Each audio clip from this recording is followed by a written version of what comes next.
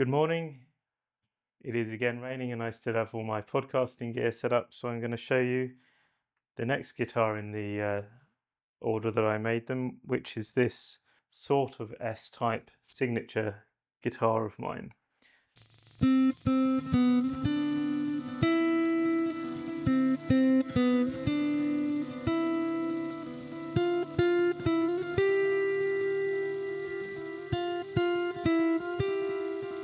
I hope that you have watched the previous episode on how I made the handmade prototype for my signature body style, but this is the first kind of serial production version of my signature body style.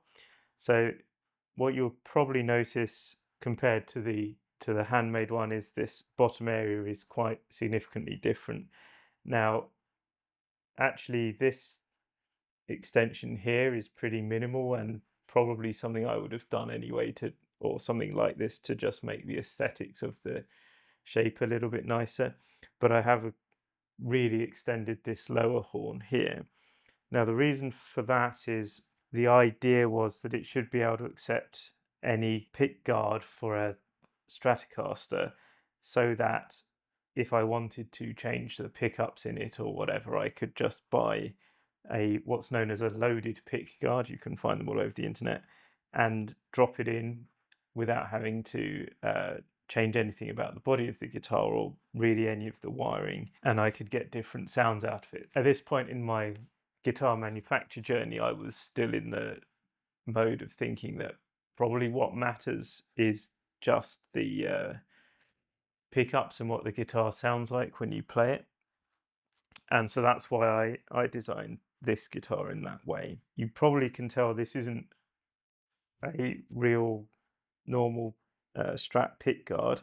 There's major differences. There's only 2 knobs, not 3. I've deleted this upper knob. I find that volume knob on the original design is in the wrong place. I hit it with my hand when I'm playing in various styles, and I just can't live with that. So I deleted it from this custom-made pick guard. But the more significant difference is that this pick guard has a big lump in the middle of it, which is to raise the pickups up away from where they would be if it was just flat, or at least that's its primary purpose. It also does give me somewhere to rest my thumb if I want to play with my fingers, and then as you move down you might rest your thumb on the string above instead. So I can now play this guitar with that technique, which is why I made it as high as it is. It's 5mm high, and I only needed to bring it up about 2 or 3mm to solve the problem that it's solving. I've got this shallow bridge, which is intended to be used to make a normal Strat into a hardtail Strat, and it has an optional 3mm base plate on the bottom of it. I wasn't sure when I was designing this guitar whether the base plate was something you would normally have to use and it was just optional because there might be some exceptional guitars where you didn't need it, or if the base plate was something that normally you wouldn't use and there were some exceptional guitars that would need it. As far as I could work out, it was more normal to have the base plate on the guitar than not. And then in order to get the neck at the right line, that meant I had to make the neck pocket correspondingly 3mm or so less deep than it would be, so 3mm shallower than it would have been had I not had the base plate there. And unfortunately, you make that design decision a very long time before you have the opportunity to test what's really going on with the pick guard. So when I assembled this with a standard flat pick guard on it, I found that I couldn't get the pickups close enough to the strings for them to sound correctly. I could get them close to correct, but it was bottomed out on all of the adjustment screws across the whole thing, and it still wasn't quite perfect. I mean, I lived with it that way for 4 or 5 years, and then I've only corrected it this year with this adaptive pick guard that lifts the pickups up away from the body.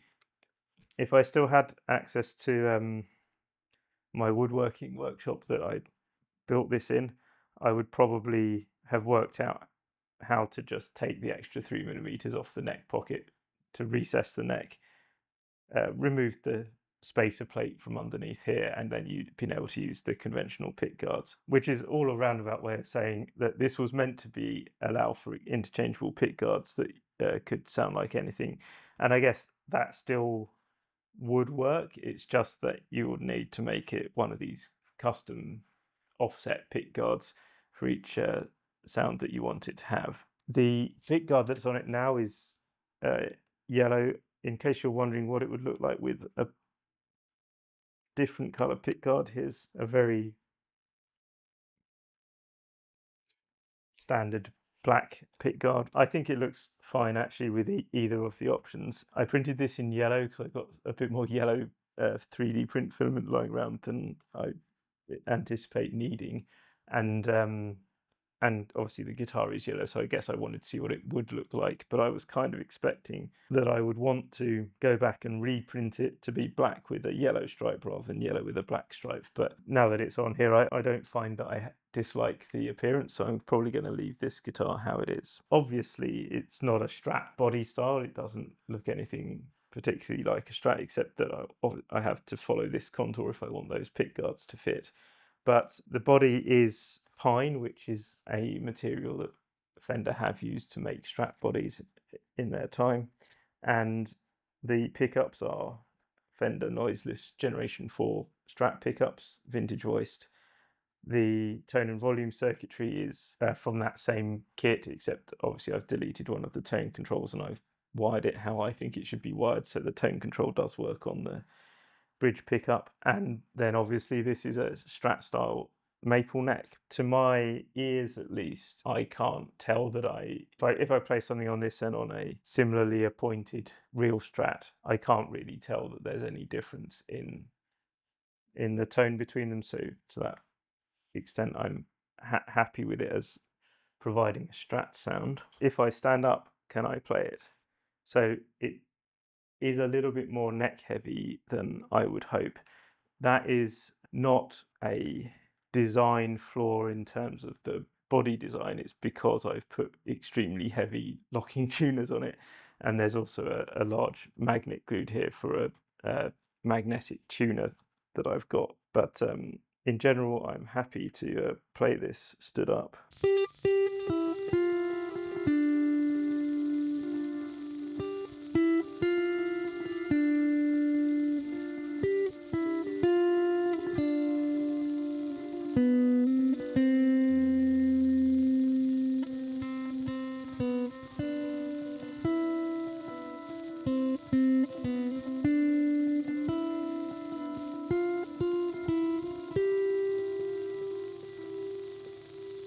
And as you'd expect from one of my guitars, being a tone knob vigilante, the tone knob does work and does what I want it to on the neck pickup. So you're just seeing the neck pickup with the tone where I want it. Here it is on full.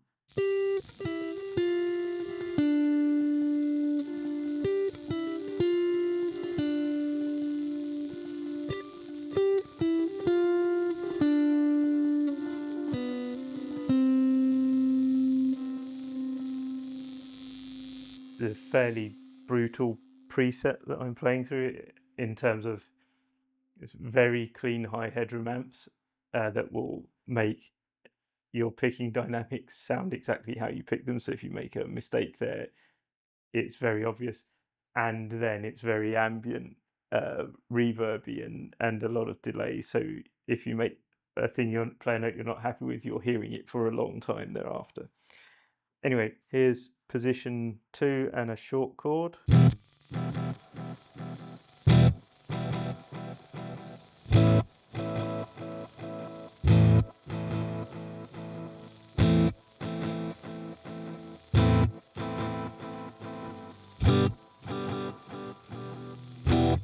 And then the middle of these two is going to sound similar but a bit brighter.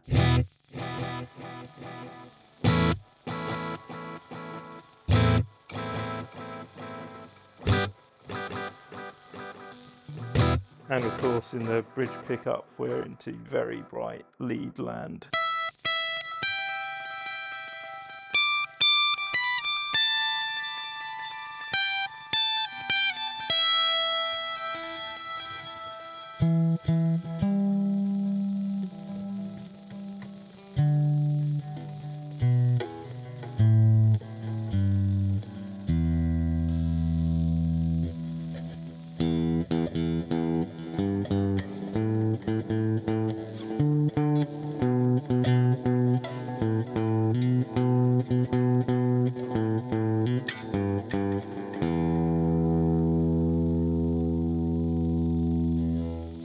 So that's a tour of the guitar as a player. Now let me talk about how it's made, and I'll remove this strap because I think it's going to make an annoying squeaking noise.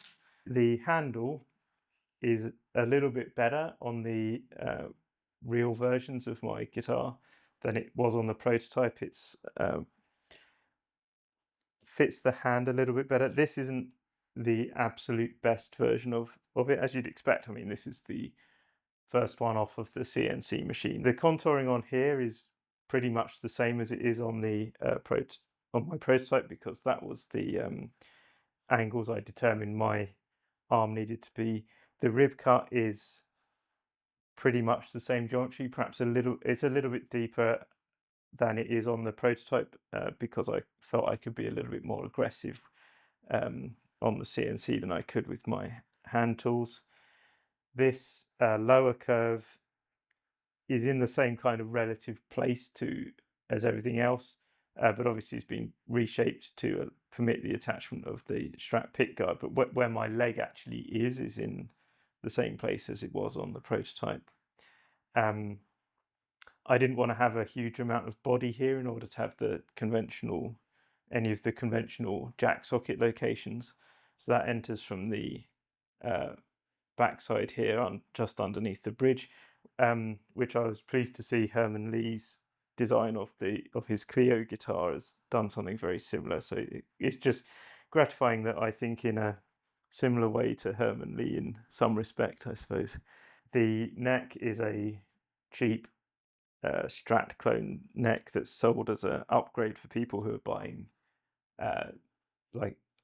who have a Squire Strat and want to improve the neck. It is, I suppose, a bit nicer than that, but it doesn't take standard Strat nuts, so I had to shim this nut a bit in order to get it to be tall enough to get the action where I need it to be. The screw attachment is designed for 4 screws, but I couldn't be bothered drilling the 4th hole when I first put it together, and I found that 3 screws hold it on okay. So that screw's never been there. It's, well, kind of missing and kind of isn't. Perception you might have is it should be easier to make a guitar body if you're using a CNC machine than if you're doing everything by hand. And if you're trying to make 1,000 guitar bodies, then it's certainly easier if you're using and faster to use a CNC machine. When you're trying to make one, or in my case, I've made now only 5, or I only have 5 surviving examples of my signature body style. It would have been less work for me to not use the CNC machine. It was months and months of working out how to instruct the CNC machine to do the cuts so that it will produce the result that I desire, and not crash into itself, not cut any inaccurate bits of wood, not snap anything, and that I'd be able to hold the bit of wood that I'm turning into a guitar in place throughout the process. So this is the first guitar thing where I attempted to do that, and so I literally did spend months of my weekends and evenings. I mean, I had a proper job as well, so this was not like months of full-time work, but this was months of weekends, evenings, and watching simulated tool paths to see if I thought it was going to work or not. Now you can automate some of that checking, and obviously I was using that automation as well. So important things when you're machining anything is keeping the cutting tool in the right temperature range for it to work. If it gets too hot, the blades will start softening, and then it won't cut as cleanly as it should do. You can't cut a big chunk, too big of a chunk. Try and cut too big a chunk off, and the tool will get stuck in the material you're cutting, and it will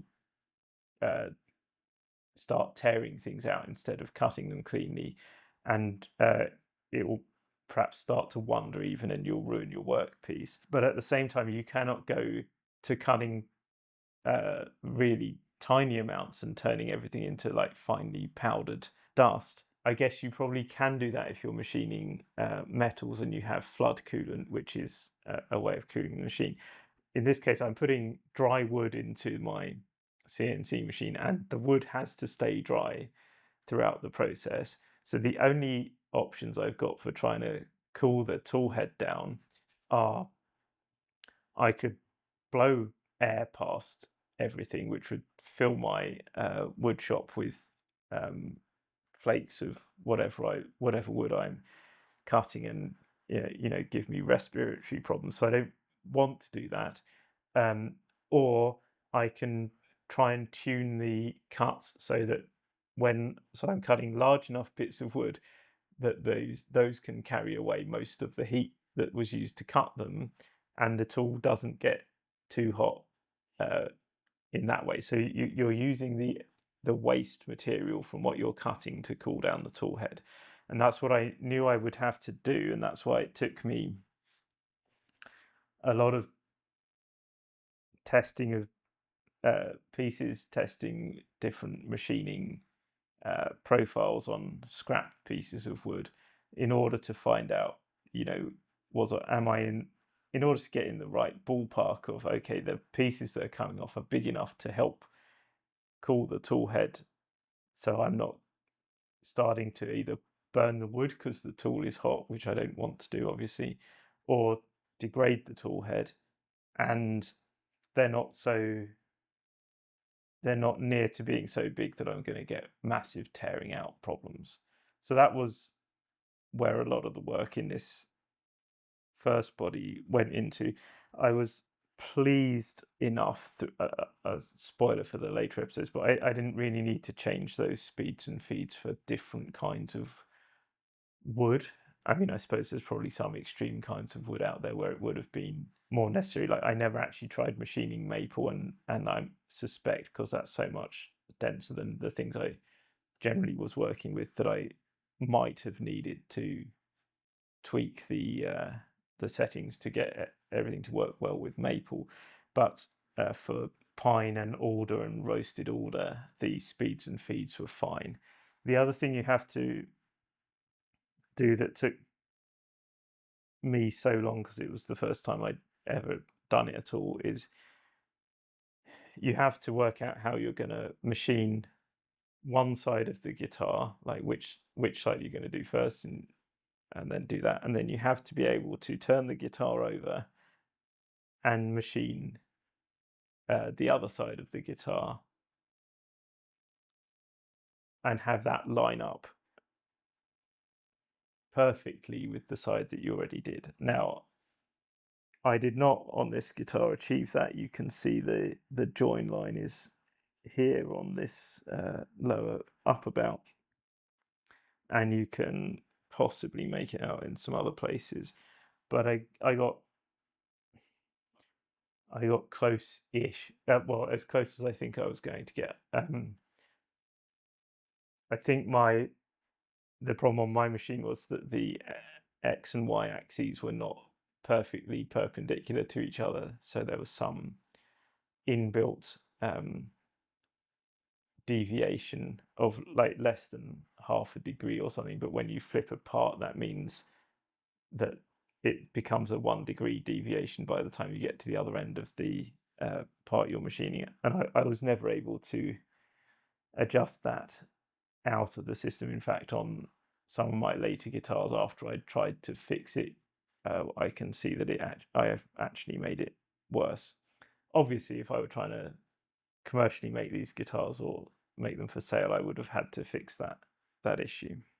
Anyway, at the end of the CNC machining, what you have is this guitar body shape inside of a wooden frame, which is the rest of the block of wood that you didn't machine away, and it's attached to the frame by little tabs of wood. So there was one here, one here, one here, several down that side, several on this side, and a couple over this way.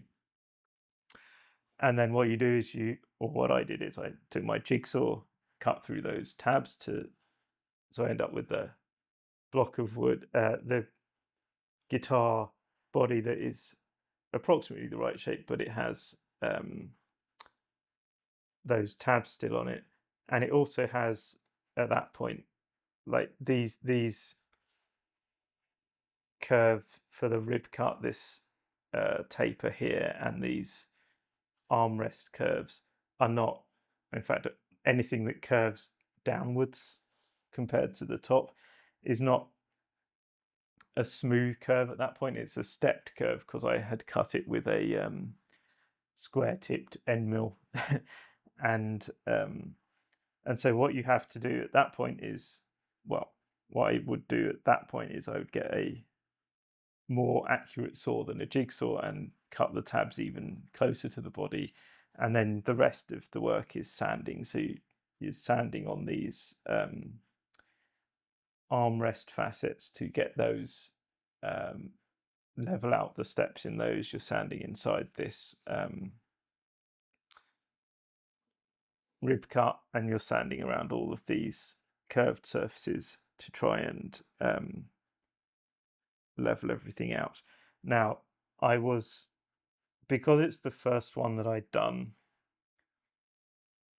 I was not as aggressive on the sanding as I needed to be. So there's places on this guitar where you can see the machining marks, or you can see the vestiges of those steps that were machined into it as part of the process. They don't affect the feel of it negatively when I'm playing it. It doesn't make me love this guitar less, but I do know that they're there, and they're there because I didn't know how aggressive I could afford to be, and I didn't know at that point that I needed to sand beyond where I can. You have to sand until you can't see the steps, and then go a little bit further, because what you can see in terms of the steps on bare wood is less than what is going to be visible when you have got paint and so forth on it. So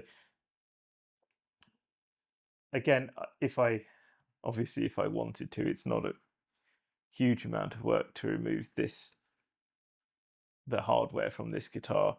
I could take it to my garage, use the orbital sander to get rid of all of those marks, but I'm keeping it in this respect because it tells the story of the progression that I made as a CNC guitar maker, and as I say, that this is an instrument this is just for me to play. It's for me to play whatever I feel like playing on it, and it's none of those things are in the way of me playing what I want on it. So I'd rather it preserve that history than deny it, as it were. I spoke last week of my kind of annoyance with last episode, on my annoyance with commercial guitars, of how the this leg curve ends up being too slidey on some trousers. So I have deliberately left this one a bit undersanded, so that on this curve it was a conscious decision to see if that just meant it would be could be a bit more grippy without having any kind of sharp creating any hot spots in my leg as I'm playing it, or being uncomfortable if I rest it there for a long time. And that was successful. So you're going to see on the rest of my CNC made guitars that there is less effective sanding on this lower section than you would expect if you were trying to make something with a highly shiny finish. But that's intentional, because I do not, as I say, like that highly shiny finish. As you're going to see through the other of my custom made guitars, they all have pickup configuration that's kind of taken from a well-known guitar type, and I've tried to some extent, kind of honour the traditions of the rest of that instrument where they weren't going to get in my way. So this is a Strat hardtail bridge. It's designed for Stratocasters and for people who just don't like the trem system on Strats. And as I said before in other videos, I don't really use the vibrato system, and I find that if it's going to give me tuning instability, I just don't want to deal with that. So if I were to spec a Strat from Fender, I would want a hardtail version from the factory, and so if I'm making my custom take on the Strat sound, I'm going to obviously put a hardtail bridge on it. But I wanted it to be a hardtail Strat bridge specifically, so that if that makes any difference, this guitar feels more like a Strat than it does like anything else. So that's all that was in my mind. I mean, that's also why I've got a Strat style neck on it, with the matching Strat style heel joint and headstock shape, just so that the vibe it gives me as a player is more distinct from my other guitars, in case that made a difference. There are some internal things that didn't go. Like I should tell you what else in the machining didn't go great. So obviously the alignment I've spoken about wasn't perfect, and that would only get worse. And the sanding job I did is not as good as I would later know how to do, because this was part of a learning experience. If you are some kind of Strat nerd, you would know that the pickguard of a Strat should have like 11 or 13 screws, depending on which ear it's from. I think that's the numbers. 3, 4, 5, 6, 7. So this only has 7 screws. There's certainly one missing from here and from here, this vicinity, and I think here. And the reason those screws are missing is because I tried to support those with so it basically is a solid bit of wood, but I machined sort of as though it were dowels extending up from the back of the cavity here to support those screws, and I did not allow enough wood around those screw holes to properly support the hole that would be there. So some of those tore out during machining. I think only one of them tore out during machining, and the others have torn out or stripped out later, because there just wasn't enough structure around these ones at the edge of the cavity to support them. So as a result of that, this pickguard is a little bit less well attached than a normal pickguard. Also, which gives an interesting effect. If I tap it, let me mute the strings and tap it.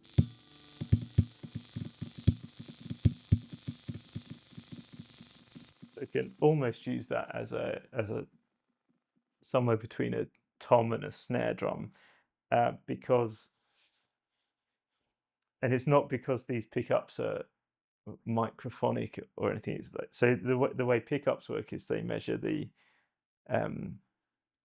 relative motion of the string compared to the magnetic field and the coils of the pickup. So on a normal guitar you probably can't get, or a normal Strat you probably can't get that effect, because there's a lot more wood underneath the pickguard on a normal Strat. But because this one is basically entirely hollow behind here, so that because if you remember, I was planning to allow it to change pick guards to get different sounds if I wanted to, and I was thinking, well, like if I wanted 3 humbuckers, then I basically need there to be no wood at all behind there, so that this is very much routed out underneath there. There's almost no wood at all, So because of that, when you tap that, you can move the whole pick guard and the pickups away from the strings, and that because what pickups measure is relative motion, as far as physics is concerned, it's the same whether you move one or the other. So I have inadvertently built a kind of drum feature into this guitar, which I may find a way to use creatively later, or I may just find annoying. I don't yet know. Thank you for watching. I hope you're finding this series okay, because I'm putting them out back to back, and because no one's commented on the earlier ones, I don't have any idea if you guys are enjoying this or not. It is what it is. If you've got any questions about guitar manufacture, or why I've done any of this or whatever, stick them in the comments below. And yeah, thank you for your time and attention. Cheerio.